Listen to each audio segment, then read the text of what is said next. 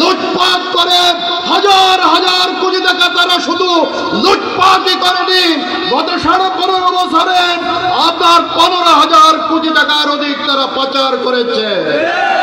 আপনারা জানেন শেখ হাসিনা যখন ক্ষমতায় আসছিল তখন বাংলাদেশের ঋণ ছিল 3 লক্ষ কোটির নিচে, আর এখন বাংলাদেশকে তারা 18.5 লাখ কোটি ঋণের বোঝা এদেশের মাথায়, এদেশের জনগণের মাথায় রেখে শেখ হাসিনা দিল্লিতে পলায়ন করেছেন।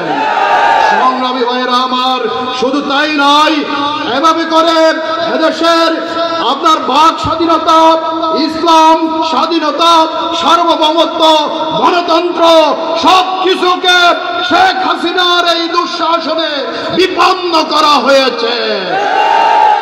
যখন মজলুম মানবতা আহাজারি করছিল, হে রব্বুল আলামিন এই জনপদ থেকে আমাদেরকে বের করে নাও, আর তোমার পক্ষ থেকে আমাদের জন্য একজন সাহায্যকারী প্রেরণ করো, তখন মেধার ভিত্তিতে চাকরির দাবি নিয়ে আবাবিল পাখির মতো হাজির হয়েছিলেন বৈষম্য বিরোধী ছাত্র আন্দোলনের ব্যানারে এদেশের মেধাবী ছাত্র জনতা।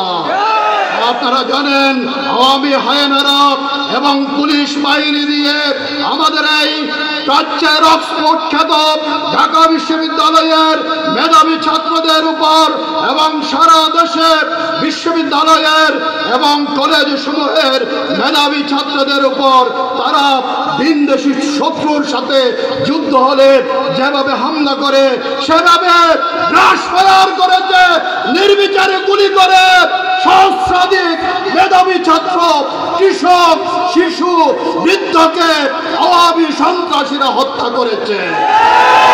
এই বৈষম্য বিরোধী ছাত্র আন্দোলনের ব্যানারে আন্দোলনে জীবন দিয়েছে আমাদের এই ফাঁসিয়াখালীর কৃতি সন্তান শহীদ হাসান হাবিব হাসান। আপনারা তার ফেসবুক দেখবেন, সে জুলাইয়ের শুরু থেকে এই আন্দোলনের সাথে সক্রিয়ভাবে জড়িত ছিল।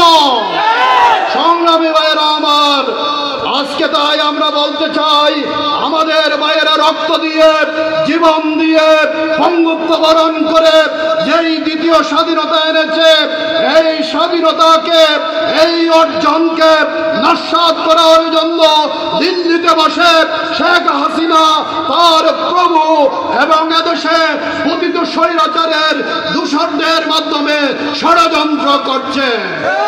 আমরা বলতে চাই, আমরা আপনাদের কাছে জানতে চাই, অনেক রক্তের বিনিময়ে অর্জিত এই স্বাধীনতা আপনারা কি নস্যাৎ হতে দিবেন?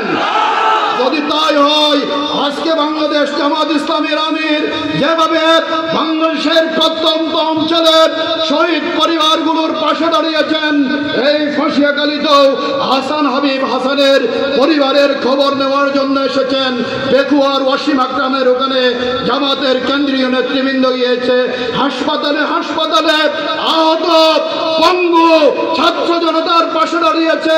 বন্যার্থ মানুষের পাশে যেভাবে জামাত ইসলামী দাঁড়িয়েছে, আজকে বাংলাদেশের মুক্তিকামী জনতা মনে করে 5ই আগস্টের দ্বিতীয় স্বাধীনতাকে যদি অর্থবহ করতে হয়, তাহলে বাংলাদেশ জামাত ইসলামের নেতৃত্বে আগামী দিনে ন্যায় ইনসাফের ভিত্তিতে একটি রাষ্ট্র ব্যবস্থা প্রতিষ্ঠা করতে হবে।